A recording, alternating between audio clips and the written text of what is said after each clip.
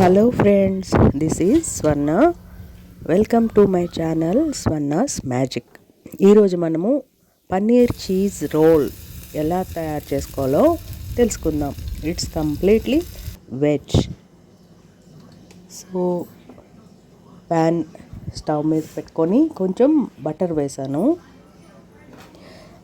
దీనికి ఎక్స్ట్రాగా అడిషనల్గా ఏమీ అవసరం లేదు. అన్నీ మనకి కామన్గా యూజ్ చేసేవి: ఆనియన్, మిర్చి, క్యాప్సికమ్, టొమాటో, కొత్తిమీర, ఫ్రెష్ పన్నీర్.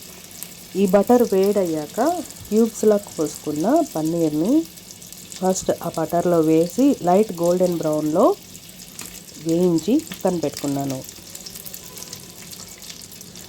నా వాయిస్ బాగాలేదు, కొంచెం హెల్త్ ఇష్యూ, సో ప్లీజ్ కొంచెం భరించండి.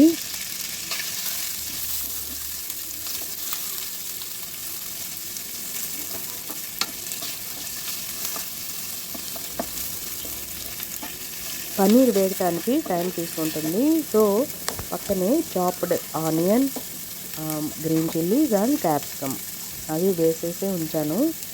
అక్కడ మన పన్నీర్ వేగగానే పక్కకు తీసేసుకొని ఇవి వేపుకోవచ్చు. టైం సేవింగ్ అన్నమాట. ఇప్పుడు దోరగా వేగిన ఈ పన్నీర్ పీసెస్ని ఒక ప్లేట్లోకి తీసుకొని పక్కన పెట్టేసుకుందాం. ఇప్పుడు ముందు వేసిన ఆనియన్, చాప్డ్ ఆనియన్ ఇవన్నీ కూడా ఒకసారి మంచిగా ఫ్రై చేయండి. కొంచెం సాల్ట్ వేసారంటే అవి త్వరగా వేగిపోతాయి.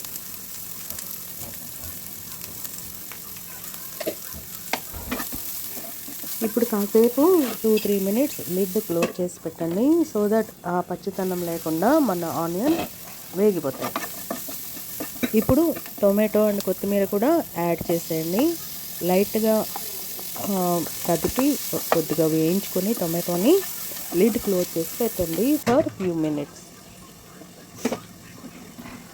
ఇప్పుడు టొమాటో కూడా కొంచెం చక్కగా మగ్గింది కదా, కొంచెం పెప్పర్ వేయండి.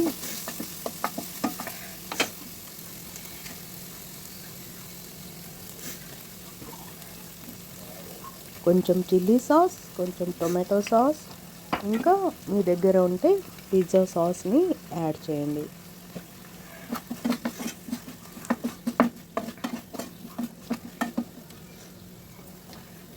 ఇప్పుడు మనం వేయించి పక్కన పెట్టుకున్న పన్నీర్ పీసెస్ని కూడా వేసేయండి.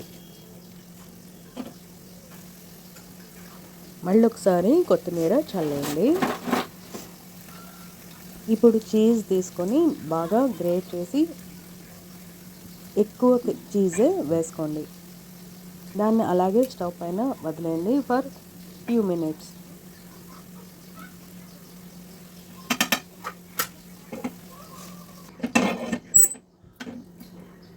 మీన్ వైల్ మనము వేరే ఒక స్టవ్ పైన ప్యాన్ పెట్టుకొని ఇలాగా మైదాని మెత్తగా కలిపి పెట్టుకున్నాను.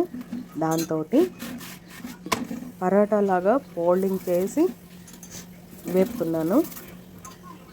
సో 2 సైడ్స్ చక్కగా ఎర్రగా వేగాక ఈ పన్నీర్ స్టఫింగ్ చేసేసి సర్వ్ చేయండి.